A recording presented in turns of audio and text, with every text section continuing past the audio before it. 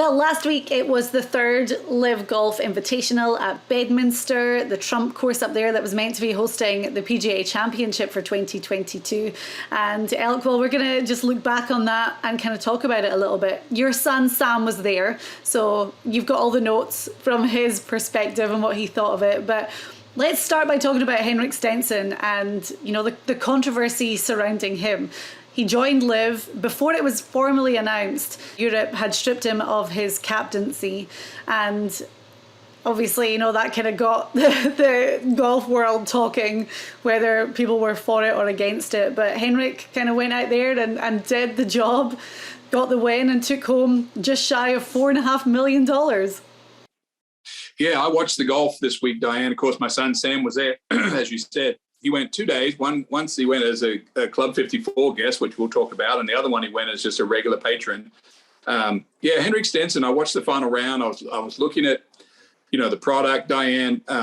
Bedminster golf course is very difficult. It was a composite course. Sam said so. It was soft, so it was playing very long. Pat Perez, my friend, who had a great week on another subject on the team we'll talk about, but. You know, watching the last group, Dustin Johnson, Patrick Reed, and Henrik Stenson, Diane, I was just watching Stenson play one of those classic rounds. He played flawless golf on Sunday, hitting, you know, middle long irons into these screens. Course was hard. There was not a lot of birdies going on. And the reason was the course was so difficult. But Stenson, for those that say that, you know, he's only made this many cuts this year, whatever. But once he got back under the gun, he played pretty much flawless golf on Sunday. That was going to be my question about him, is obviously he hadn't really done anything on the PGA Tour for a while. And then he goes to LIV and wins his first event out there. Do you think it's a case of like, well, for him, maybe it was twofold. First of all, rejuvenation, just something a little bit different. You know, Stenson is mid-40s and had been playing on the PGA Tour for such a long time. So this is all new and fresh. And then do you think there was maybe a little bit of, you know, middle finger up to Ryder Cup Europe, like, hey, you stripped me of the captaincy, so now I'm going to show you what I can do out here? Yeah, I don't know what his mental state was, but I was looking at it, his swing. You know, he's playing that power 3-wood off the tee. I mean, he hits it almost as far as everyone else hits the driver. Putted well, played very conservative coming down the stretch, did everything he was supposed to. Yeah, I suppose, you know, a lot of these players, you know, that are at LIV, he was recruited by the Majestics team. I think, is it Poulter's the captain or Westwood's the captain? Yeah. One or the other, but they recruited him into that Majestics team. By the way, the whole team concept, all these LIV guys that went over and they signed for the big money. They know they're going to make 120 grand for coming last in the event. We talked about it last week. There is plenty of motivation to work your way up the board because it's, you know, 38th place is better than 46th at LIV. It's another 100 grand more. But what I'm learning, Diane, and everyone else is learning very quickly, is the team deal is becoming the star of this LIV contest. Pat Perez, of course, is on 4 aces with Dustin Johnson, Patrick Reed, Taylor Gooch. And for those that don't know, as the scores come in each day, 2 of the 4 scores count on the first day, 3 of the scores count the second day, and 3 of the scores count on the third day. Pat Perez, of course, has been the recipient now on 2 winning 4 aces teams. Dustin Johnson and Patrick Reed have both played very well. $750,000 they pay to each person on the winning team each week. So to me, what's emerging so far is you're going to see, for example, Brooks Koepka when essentially recruited Jason Kokrak to come onto his team. I think we're going to see guys recruiting other players, Diane, and making what we call these super teams. Right now, the Latin American team with Abraham Answer, Ortiz, Sergio Garcia, Ortiz, and one other. That's a great team. The Majestics, great team. The South African team, great team. But right now, 4 aces team, Diane, is almost unbeatable. And I'm seeing that change in the whole dynamic. And it's becoming a team thing. And I'm kind of digging it. Okay, here's a question for you. And obviously, Pat Perez has been part of Secret Golf for a long time. He's a good friend of yours. And his team has been doing really well. But the team have been carrying him almost. He's walking away with all of this money, but is not really contributing to the team. However, they're still doing well. You know, when does it get to the stage that they're like, well, we want to switch someone like him off and get a new team member? Well, that's not exactly true what you said. He counted twice in Portland. He counted on Thursday and Friday. Okay. And then this week he counted on Sunday, which was very important. I was texting with him. He played like absolute shit. That was his text to me on Saturday. Said, I need to get my stuff together for tomorrow. And I said, hey, if the other four aces guys were stacked at second, and fourth on the leaderboard, I said, you go out and shoot under par. That's going to free those guys up a lot. And that's exactly what he did. He shot one under and he counted. So, you know, I can't speak for anyone on the team, but I would imagine Pat was probably under the most pressure that he'd been on a golf course in a long, long time, because he's out there early on the other side of the golf course knowing that he potentially could win $750,000 for the team, and he needs to do something. Right. Okay, so that was my point. You worded it better in that, like, he's under the pressure because you don't want to let your teammates down, even though they're doing well still. He of course wanted to be the one to contribute and not be carried by the team. And to go back to your other question, there's a relegation on LIV Golf, meaning that the bottom 8 guys each week get taken back off the tour and they go back to the Asian Tour, and 8 of the new guys that have been graduating from the Asian Tour come on to the tour each event. Now, my understanding is Pat has a contract with the Four Aces team to be on here for 48 events, so he's not leaving. So that's going to be a gravy train for him, I think. Yeah, clearly. Well, it has been for the last 2 tournaments anyway. And then I had spoken about Stenson, you know, and asked you, do you think that he was kind of rejuvenated coming to LIV Golf? And it works kind of the same for Matthew Wolff. He had been my pick for the week, and he ended up finishing second. We've already seen a very different Matt Wolff in that, you know, and I don't want to harp on about the fact that he really documented publicly his mental health battles that he was having on the PGA Tour. And it wasn't just the PGA Tour, I guess it was that time in his life, but then he feels very happy on LIV Golf now. And we saw a real boost in his game in that he finished second alongside Dustin Johnson and obviously took home a nice big paycheck for that. Yeah, I mean, it's clear to me maybe that Matthew Wolff's disposition is not suited for the high pressure of the PGA Tour, meaning that he can't quite get his game to the standard that he was used to in college, or now that we've just seen last week at LIV. He looked so good last week at LIV. I watched the whole Sunday back and forth with the PGA Tour. Wolff looks so normal now, and I think it's just, honestly, I think it's mental. He's just been relieved of whatever the pressure that he feels on the tour, or the expectations that he came out of Oklahoma State being so gifted a player was too much for him, and it was just crushing him. And now it seems that's lifted. Now, I don't know that to be true, but it just seems that way. Yeah, and that's all we can do is talk about how we see it. Let's talk about Sam's perspective, because Sam was there, your son, and as you said, he went one day as a guest of LIV Golf and he got to enjoy the full hospitality VIP experience, and then he went another day as a fan and just got to take in the golf as he would at really any other golf tournament. What were his notes that he gave to you? And we've got some video and pictures that we're going to show. Yeah, as the LIV 54 guest, he said was the most incredible experience he'd had at a golf tournament. He's been to a lot. He just said the hospitality was unreal. He had 3 other guys from his work there, and they went to the LIV 54 tent. There's 3 tents around the course, one near the driving range, one near the clubhouse, and then one out on the golf course. That if you're a LIV 54, ticket, he said they had crab claws, and they had, all the food. They had all the cognac and beverages, and it was just amazing the way it was set up. You could walk outside all the way around the tent. He said it was just very well organized. The driving range is a little different than a regular tour. Your teams warm up together. So if you're a Four Aces fan, Diane, you can get yourself over behind them and watch your whole team warm up. There's music going, yes. He also noticed that there was just a ton of people his age there. Okay. And, one of the things that Liv's been talking about is, and Sam said they have, a lot of food court. They have a lot of fun things going on. He went down to the, the putting green area where there's kids putting green with slopey, different slope putting so you can practice. There's kids doing stuff everywhere. And he thought, well, he said, Dad, if I was younger and I wanted to go to a LIV event, I would be coming to this sort of play area if you were wanting to go to the golf. He said it was really, really good. Okay. And we knew that this one in particular was going to be a real kind of exhibition show because it's Trump's course. Former President Donald Trump was there.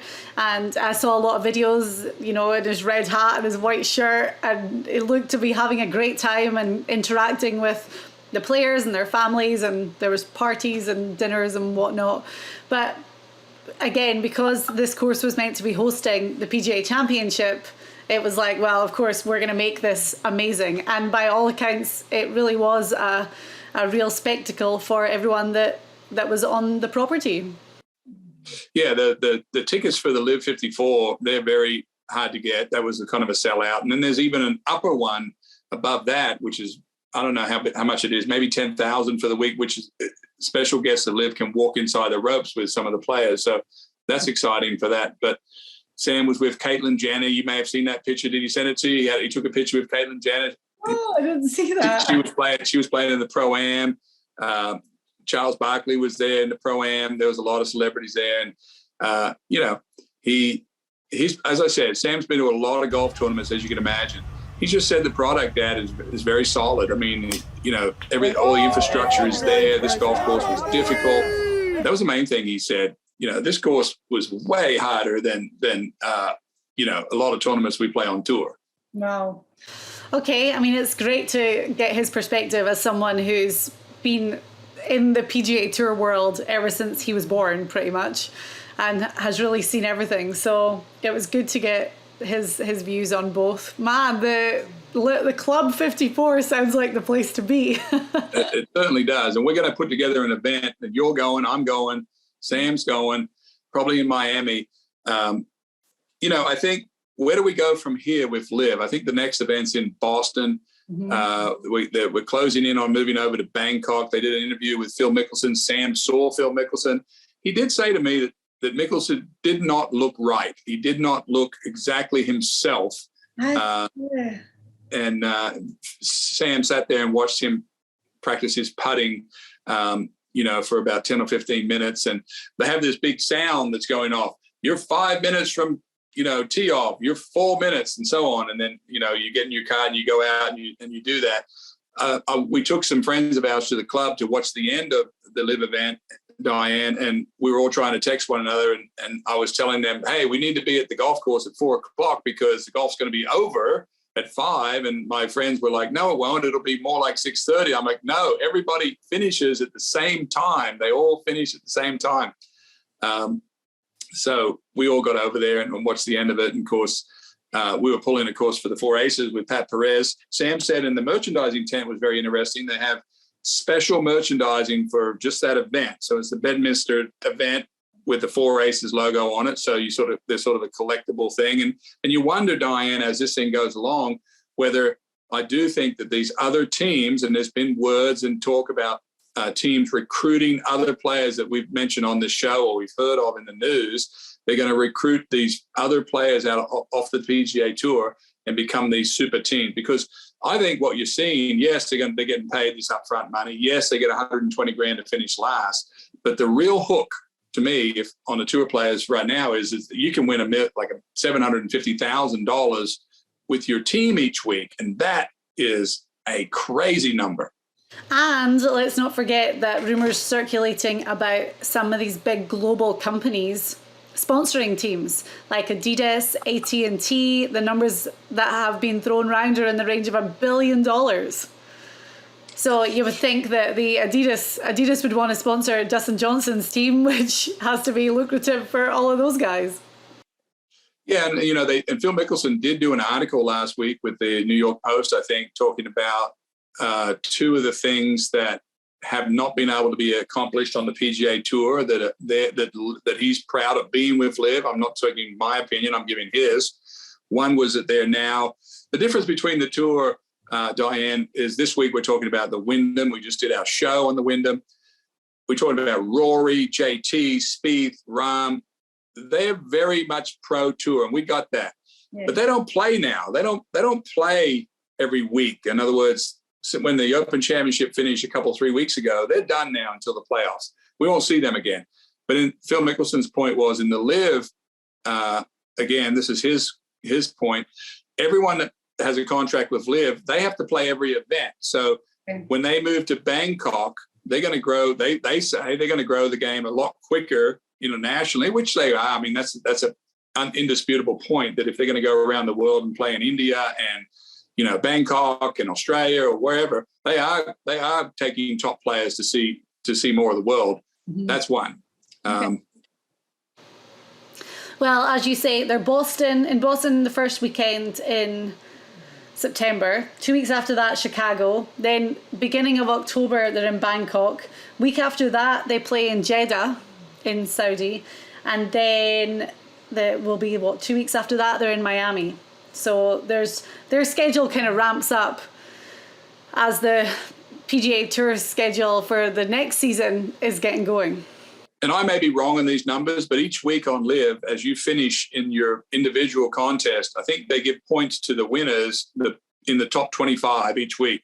So if you finish 25th or better, you're gaining points to a bigger event that's going to be in Miami. So we will have the 48 guys in Miami, Diane, but the top 25 point getters, I think, are playing for another 20 million inside of the 20 million at Miami, which would be the most successful player on LIV for the year points-wise. So I didn't know that. They're talking about the leading money winner on LIV this year could be almost in the 50 million range, Diane, for the season. So the money, of course, is just insane. I mean, Lisa, my wife, and I are looking at one another thinking, what happened to us? Were we supposed to be there? Or no, we're just saying, what would we have done, if someone was playing on a team where you could make $750,000 a week? Of course, we knew the Majestics, Henrik Stenson's team with Ian Poulter and Lee Westwood, and one other Englishman there. Is it? You'll be able to find it. But at any rate, so they pay the top three Sam teams. Horsfield. Is he English? Yes. Yeah. So I don't know if Sam Horsfield, for example, has a contract for 48 weeks with the Majestics. Okay. But I guarantee you, guys like Brooks Koepka, these captains of these other teams, Phil Mickelson, they are thinking about who they're going to get on their team so they can get into their $750,000 a week, Diane. So very interesting stuff. All the jockeying going on inside behind the ropes for LIV Golf. Okay, and of course we're gonna keep covering it. And thank you, because we get a lot of interaction, a lot of views, a lot of comments, whenever we post any sort of video on LIV. And the majority of people are saying it's just nice to hear people not bashing LIV entirely the whole time, and that we're a little bit more balanced with it. But we want to be, of course we do, and we have a little bit of inside knowledge, and we're also talking about all the topics as they break. Yeah, and we talk about both on our show. So we do a tour show and we do a LIV show. It's interesting to me that it seems like, Diane, there's going to be a collision course between LIV Golf and the PGA Tour. I saw some stuff from a LIV enthusiast this week. I guess it's a LIV person that talked about the proposal that they were trying to work with the tour, and it was something like, "Hey, we want to mix in with your 10 events and be part of the PGA Tour. Let the top 48 guys play in the LIV event. But there would be a rule where if they play the 8 LIV events, Diane, then they would have to fulfill an obligation on the other side of the tour to get to their 15 to be still a voting member." LIV was, in this report, was talking about $78 million being pushed over to the tour to bump up the events that the guys that were left behind, so to speak, would play for more money. And Diane, I got to be honest, if I was on tour and I'm a guy that's outside of the top 70 or outside of the top 80 on the money list, I would like to hear that story. I want to know why my commissioner is not listening to that story. Is he so against this idea that he's not even going to represent the bottom half of our tour? I would just feel better if I was a tour member, if he sat down and came back and told us, you know what, guys, I'm not doing this, but this is what they asked for. And whether or not we should have got a vote on it, because after all, we're the ones that the recipients or not of any money that's coming that's going to be played for. Interesting point. And the PGA Tour announced at the start of this week that the total prize fund for next season has increased again. So there is more money on the table, slightly different way to structure the end of the season and the numbers that are going to make it to the playoffs. And Jay Monahan has said that right now it's kind of like an open question time, and that if guys on the PGA Tour have questions, they want full transparency, that they can go and talk about all that. So I'm sure those questions have been raised. I'm sure people have to be asking him, and the way he said it is that he's going to be fully transparent with all of them. Yeah, and you'll see from the pictures that Sam sent you that we'll put into this show. There's tons of people at LIV. Sam said there was 25,000 people there easy on the weekend. And he said it's a very big property, but he knows what a good golf crowd looks like. Mm-hmm. And you just cannot take away the 30 guys, whether you think they're great players or not. They draw a crowd. You know, these 30 names that are over at LIV. I'm talking about the top 30 players that we know of. They're drawing a crowd, and them being away from the tour, we talked about this last week, meaning that they're going to be replaced by guys that aren't well-known names onto the tour. The tour cannot grow their product right now without this 30. They just can't do it. It's just not going to happen. There's going to be a dip in the action, because I'm hearing from all kind of sponsors. I know I'm in the industry. I know everything about it. They are not happy, the sponsors, because they've, guys, whether it's a Pebble Beach tournament where they're not going to have all those 30 guys playing with their amateurs that want to pay $25,000 to play with Phil Mickelson or Dustin Johnson or her. They're not there, and they want to know why that is, and they want to know, and there's a lot of discontent right now. We know the tour has greased 3 big events. They greased the Los Angeles tournament, the Bay Hill tournament, and Jack's tournament. They made those 3 $20 million. LIV Golf, my friend Stuart Redson, who's the CMO from Waste Management, LIV has said publicly that they would like to copy the atmosphere that the Waste Management has on the 16th hole. Well, Waste Management has an argument. Well, why don't you grease us? This is what LIV wants to be like. And so there's a lot of jockeying behind the scenes, Diane, with the sponsors. They're not very happy at all. Right. Well, I feel like we end every show by saying it's growing, and there's breaking news all the time, and we'll keep talking about it and we'll keep covering it. Yeah, and I think the final thing is, I think we are going to see the team aspect of it become more important. And I think there's going to be more recruitment. I think we're going to see some movement in the teams to where these guys are going to stack their teams to get what we call the super teams to compete for that big number every week. Yeah. Well, it's certainly lucrative. Just ask Pat Perez. We might get him on and ask him that himself. We should. I would love that. Right, Elk, thank you. And we will. Well, we've got our tour report out for the Wyndham Championship as well. We'll be talking about the FedEx Cup playoffs. Then we'll be covering the next LIV event in Boston.